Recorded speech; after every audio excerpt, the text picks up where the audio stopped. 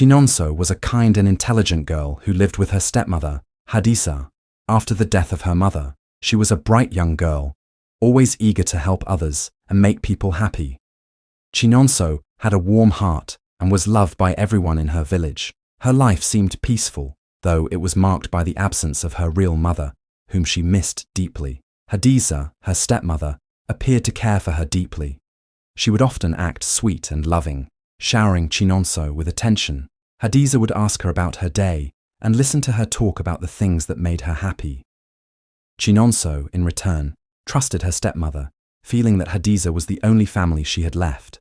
But there was something unusual about their nightly routine. Every evening, after dinner, Hadiza would give Chinonso a small bottle of sleeping pills. "Take these, my dear.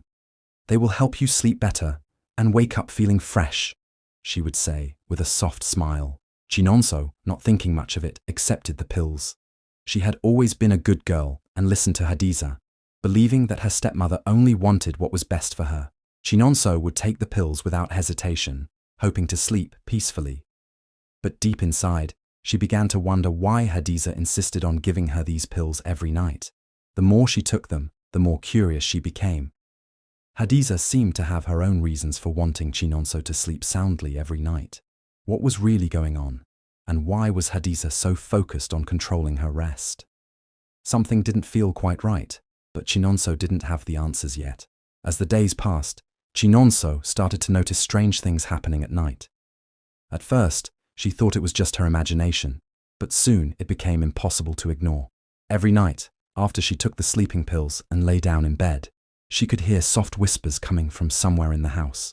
The voices were so quiet that she couldn't understand what was being said, but they made her feel uneasy. Sometimes, she would hear faint footsteps moving around in the hallway, as if someone was walking very quietly. Chinonso would try to shake off the feeling, telling herself that it was just the wind or the house settling.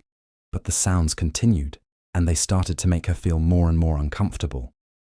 She would lay in bed, staring at the ceiling, wide awake, wondering who or what was causing the noise. She even began to feel like someone was watching her, even though no one was in her room. The next morning, Chinonso decided to mention it to Hadiza, hoping for some comfort. But Hadiza smiled and reassured her. "Oh, don't worry, my dear. It's just the house making those noises. You've been under stress lately, and that's probably why you're hearing things." Hadiza's calm voice and gentle smile made Chinonso feel a little better. But deep down, she wasn't sure. The whispers and footsteps were too real to ignore. And the unease that had settled in her heart didn't go away. Chinonso started feeling more suspicious about the pills Hadiza gave her. Every time she took them, she felt so sleepy, as if her mind was foggy. Sometimes, it was hard to remember things she had done earlier in the day. She began to wonder if the pills were really making her sleep better, or if they were hiding something more sinister. Was there a connection between the strange noises and the pills? Chinonso couldn't be sure, but she decided that she had to find out the truth. One afternoon, after a long day, Chinonso sat under a big tree in the garden, feeling troubled. She couldn't keep the strange happenings to herself anymore. Her heart was heavy, and the weight of the mystery was becoming unbearable. So she decided to talk to her best friend, Amina, about everything that had been going on. Amina was Chinonso's closest friend, always there for her, listening patiently and offering advice. The two had been friends for as long as they could remember, and Amina was someone Chinonso trusted completely. She told Amina about the whispering voices she had heard at night and the strange footsteps that seemed to follow her around the house. Chinonso also shared her worries about the sleeping pills her stepmother had been giving her every night. She explained how the pills made her feel sleepy, but also made her feel like something wasn't right. Amina listened carefully, her expression growing serious as Chinonso spoke. When Chinonso finished, Amina thought for a moment before speaking. "Chinonso," she said quietly, "I think you should stop taking the pills for a few days and see what happens. Maybe that's the first step in understanding what's going on. You need to trust yourself and pay attention to how you feel without them." Chinonso hesitated for a moment. She didn't want to upset Hadiza, but she trusted Amina's judgment. If Amina thought it was a good idea, Maybe it was time to find out what was really happening. So, she made up her mind. That night, she would not take the pills. Amina became a key supporter to Chinonso in this secret mission to uncover the truth. She encouraged Chinonso to be brave and stay strong. "You have the right to know what's going on in your own home, Chinonso," Amina said. "And whatever you discover, I'll be here to help you." Chinonso felt a little less scared knowing that Amina would be there to support her. She knew this wouldn't be easy, but with Amina by her side, she felt more confident. That night, as Hadiza handed her the usual bottle of pills, Chinonso smiled politely and took it, but instead of swallowing the pill, she quietly slipped it into her pocket. She was determined to figure out the truth, even if it meant standing up to Hadiza. A few days after deciding to stop taking the pills, Chinonso was cleaning the house as part of her usual chores. She went into the storage room, a small dusty place at the back of the house, to organize some old boxes. The room was filled with cobwebs and piles of things that had been untouched for years. Chinonso carefully moved items around, wiping away the dust as she worked. As she was sorting through a box of old books, her hand brushed against something soft and worn. She pulled it out and saw that it was a small, leather-bound journal. The cover was faded, but the initials N.E. were neatly written on the front. Chinonso's heart skipped a beat. Those were her late mother's initials.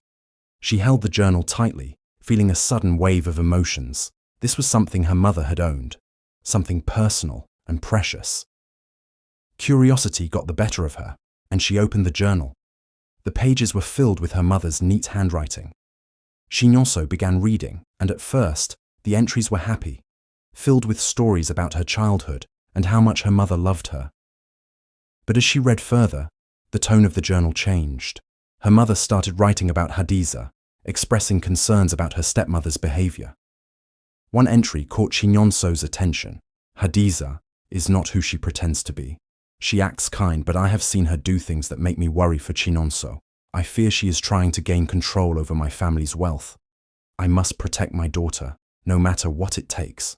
Chinonso's hands trembled as she read the words. She couldn't believe what she was seeing. Her mother had suspected Hadiza of being manipulative and dishonest long before her death. There were other entries describing small incidents, like Hadiza trying to control family decisions and being overly interested in their financial matters. Tears filled Chinonso's eyes as she realized her mother had been worried about her all along. She clutched the journal to her chest, feeling both sad and angry. Sad because her mother wasn't there to protect her anymore, and angry because Hadiza had been hiding her true self. This discovery made Chinonso even more determined to uncover the full truth about her stepmother. The journal was now her key to understanding the past and protecting herself in the present. That night, Chinonso made a brave decision. After finding her mother's journal and reading about Hadiza's manipulative behavior, she knew she couldn't ignore the strange things happening around her anymore. She needed answers. As usual, Hadiza came into her room with the small bottle of pills. "Take these, my dear, and you'll sleep peacefully," Hadiza said with a warm smile. Chinonso nodded and pretended to swallow the pill, but instead of taking it, she secretly slipped it under her pillow when Hadiza wasn't looking. After Hadiza left the room, Chinonso turned off the light and got into bed. She lay still, pretending to sleep, but her heart was racing. She had no idea what might happen, but she was determined to find out. Minutes felt like hours as she waited in the darkness, her breathing steady to make it seem like she was in a deep sleep. Then, just as the house fell completely silent, she heard the door to her room creak open slowly. Her heart thumped loudly in her chest, but she stayed perfectly still. Through her barely opened eyes, she saw a shadowy figure step into the room. It was Hadiza. Hadiza tiptoed across the room and went straight to Chinonso's drawer. Carefully, she opened it and began searching through its contents. Chinonso was shocked. She had always thought of that drawer as her private space where she kept her most treasured belongings, including her late mother's journal. Hadiza pulled out a few items, including some papers that Chinonso hadn't paid much attention to before. The stepmother examined them quietly, then tucked them into the folds of her wrapper. Chinonso couldn't see everything clearly, but she knew whatever Hadiza was taking had to be important. As Hadiza quietly left the room and closed the door behind her, Chinonso's mind raced. Why was Hadiza sneaking into her room? What were those papers, and why did Hadiza take them? This bold decision to fake taking the pills had revealed something suspicious, but it also raised more questions. Chinonso knew she couldn't stop now. She had to figure out what Hadiza was up to, no matter what it took. Chinonso and Uncle Musa got to work immediately. The first step was to gather as much evidence as possible to prove Hadiza's wrongdoings. Chinonso showed Uncle Musa the documents she had found, including the forged signatures and forms where Hadiza had used her name. Uncle Musa carefully looked through everything and agreed that these were strong pieces of evidence. But he told Chinonso they needed more to make their case solid. Uncle Musa suggested they visit the lawyer who had handled Chinonso's late father's will. When they arrived at the lawyer's office, Chinonso explained what she had discovered. The lawyer was shocked and confirmed that Hadiza had been acting on Chinonso's behalf without proper authorization. He also provided additional paperwork showing the irregularities in Hadiza's actions. This was another important piece of evidence to add to their case.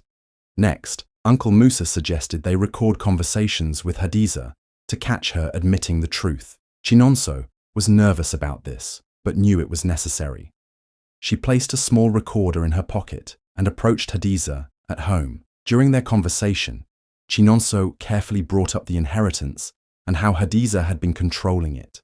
At first, Hadiza tried to deny everything, but when Chinonso pressed her, Hadiza eventually admitted her actions, saying, "I only did what I had to do to survive."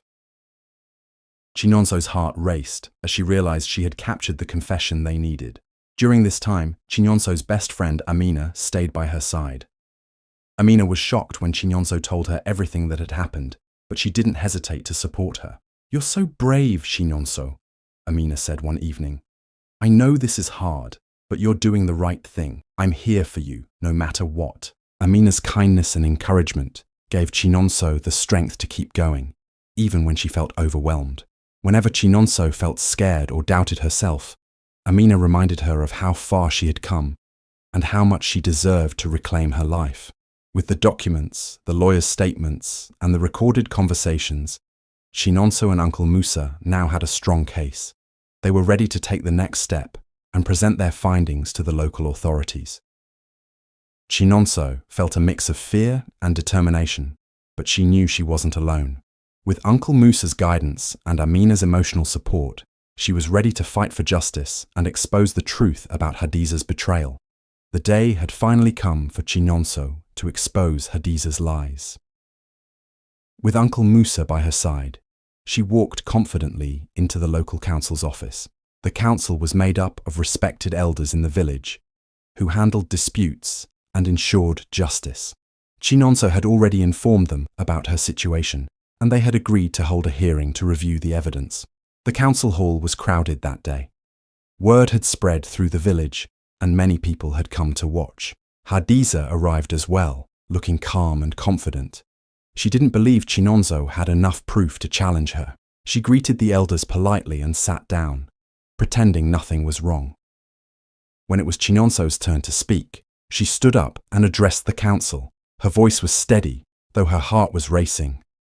"My name is Chinonso," she began, "and I am here to expose the truth about my stepmother, Hadiza. She has been stealing my inheritance and using my identity for her gain." The crowd murmured in surprise, and Hadiza's smile faltered. Chinonso continued, showing the documents she had found. "These are the papers I discovered in a hidden compartment in our house. They show how Hadiza forged my signature and took control of my father's properties and accounts." One of the elders examined the documents and nodded. "These are serious accusations," he said. "Do you have any other evidence?" "Yes," Chinonso said. She played the recording of her conversation with Hadiza, where Hadiza admitted to taking her inheritance. The room fell silent as everyone listened to Hadiza's words. "I only did what I had to do to survive." Hadiza's face turned pale. She stood up and tried to defend herself.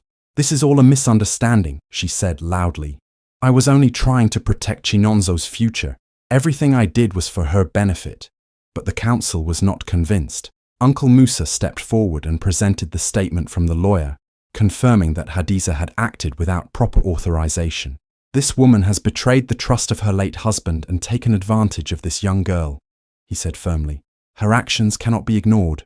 The elders turned to Hadiza. "What do you have to say for yourself?" one of them asked. Hadiza stammered, unable to come up with an explanation.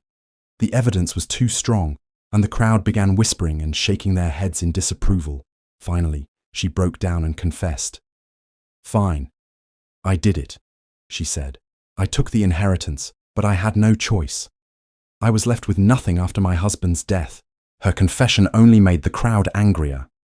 The elders declared that Hadiza would be stripped of her guardianship over Chinyonso and would face legal consequences for her actions. They also ordered that all of Chinyonso's inheritance be returned to her immediately. As the hearing ended, Chinyonso felt a weight lift off her shoulders. The truth was finally out, and justice had been served. The villagers praised her bravery, and Uncle Musa gave her a proud smile. Chinyonso knew she had taken the first step toward reclaiming her life. Hadiza's lies had been exposed for everyone to see, and Chinyonso was ready to move forward with courage and hope. After the truth about Hadiza was revealed, the council wasted no time in taking action. The elders announced that Hadiza would no longer be Chinyonso's guardian. They said she had betrayed the trust of the community and her late husband, and her actions could not be forgiven easily. The local authorities were called to handle the case, and Hadiza was taken away to face legal consequences for forgery and theft. The village buzzed with news of Hadiza's downfall. Many people were shocked by what she had done, while others said they had always suspected something was wrong. Hadiza's confident and controlling image was shattered, and she was no longer respected in the community. Chinyonso, however, became a symbol of courage and resilience. People admired her for standing up for herself and exposing the truth, even when it was difficult. With Hadiza gone, Chinyonso started reclaiming her life. The council worked with Uncle Musa to ensure that all of Chinyonso's inheritance was returned to her. This included her father's properties, money, and other belongings that Hadiza had tried to keep for herself. Chinyonso felt a deep sense of relief and gratitude. For the first time in years, she felt free and in control of her own life. Uncle Musa stayed by Chinyonso's side throughout the process, helping her manage her inheritance and guiding her on how to use it wisely. He reminded her of her father's values and the importance of staying humble and kind, even with her newfound wealth. Chinyonso listened carefully and promised to honor her father's memory by making good choices. Although it was a painful journey, Chinyonso felt stronger and more confident than ever. She had faced betrayal, uncovered secrets, and fought for her rights, and now she was ready to build a brighter future. She knew that her life would never be the same, but she was determined to move forward with hope and courage. Hadiza's downfall marked the end of a dark chapter and the beginning of a new, promising one for Chinyonso. After Hadiza was gone, Chinyonso finally had time to reflect on everything that had happened. The betrayal still hurt deeply. She couldn't believe that the woman she trusted as her stepmother had lied to her and tried to steal her future. Sometimes, at night, Chinyonso would think about the moments when Hadiza pretended to care for her, only to realize it was all a part of her plan. It made her feel angry and sad, but she reminded herself that she had done the right thing by standing up for herself. Amina was always there to comfort her. "You've been so brave, Chinyonso," Amina would say. "Not everyone could do what you did. You've shown so much strength." Amina would visit often, bringing Chinyonso little gifts and telling funny stories to cheer her up. They would sit together under the shade of the big mango tree in the yard, talking about their dreams and plans for the future. Amina's presence reminded Chinyonso that she was not alone and that she had people who truly cared about her. Uncle Musa also played a big role in Chinyonso's healing. He helped her organize her father's properties and taught her how to manage her finances. "Your father would be so proud of you, Chinyonso," he said one day as they worked on the documents together.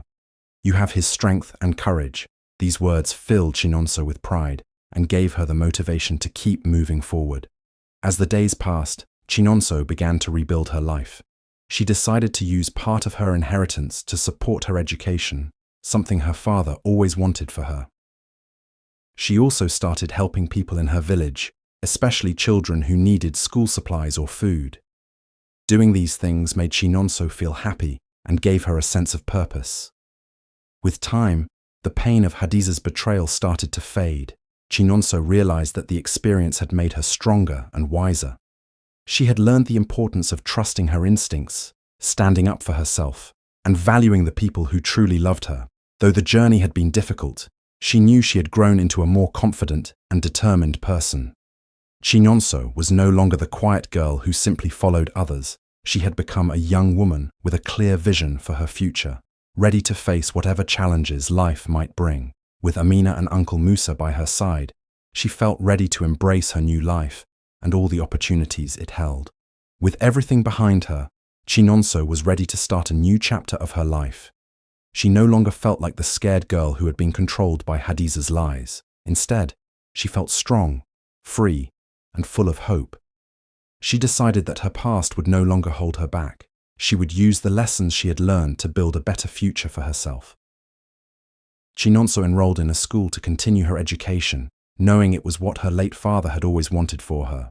She worked hard every day, determined to succeed and make him proud. She also started giving back to her community. Chinonso used part of her inheritance to help children in the village who couldn't afford to go to school. Seeing the smiles on their faces brought her joy and reminded her that she could make a difference.